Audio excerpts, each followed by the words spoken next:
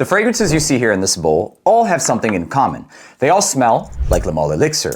And with that being said, it's time for a clone war of Le Male Elixir. So starting things off with one of the more detached one is called Atralia's Elixir. And this has that very signature style DNA of Le Male Elixir. The lavender, the tonka bean, and the honey, the signature. What it actually ends up smelling like is if Le Male Le Parfum has a baby with Le Male Elixir, you end up with Atralia Elixir. It also lasts and projects for a hell of a long time and goes for around 35 bucks. The next one, also most detached, but getting closer to things, is called Tribal Gold by Grandeur Elite. And the quality of this one, especially when it first came out, it was the best thing on the market at the time. The opening of this captures a lot more of the effervescence. You get that minty, bright style of opening, except it doesn't transition as deep and as rich as Le Male Elixir. Getting more honeyed, sweet, raunchy. This one doesn't quite, but it still smells really good. And if I were to say how close to my nose, maybe around 75%. Still decent, but there is better. And that's the problem with a lot of these dupes is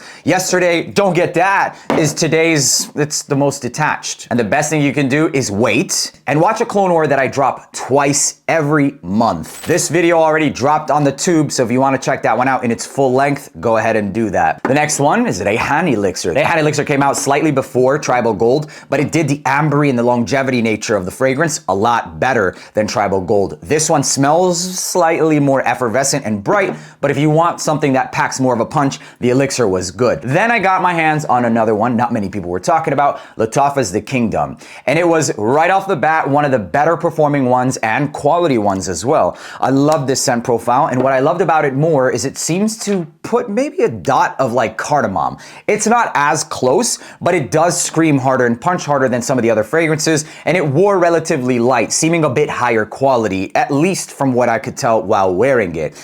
After Lattafa's The Kingdom, which I have to admit and say that it was one of the easier ones to wear as well, came out Urban Man Elixir by Fragrance World. And this one is probably the closest in terms of how clean it is and getting the top to the mid, but it didn't give me the performance that I personally wanted out of all of these. Last but not least is the official Clone War winner, Armaf's Club de Nuit Lionheart Man. This stuff is borderline designer quality, if not actual designer quality, and it smells like everything I know Le Male Elixir to. This one gets that signature DNA from that lavender and musk, along with that effervescence at the top, the right dose of mint and freshness, and transitioning and drying down. So as of today, if you're trying to figure out which one to get, Club de Nuit Lionheart Man, the official Clone War winner of Le Male Elixir. And by the way, disclaimer, if you want Le Male Elixir, get Le Male Elixir. But if you can't afford it or you don't want to, these are the next best and closest things on the market today.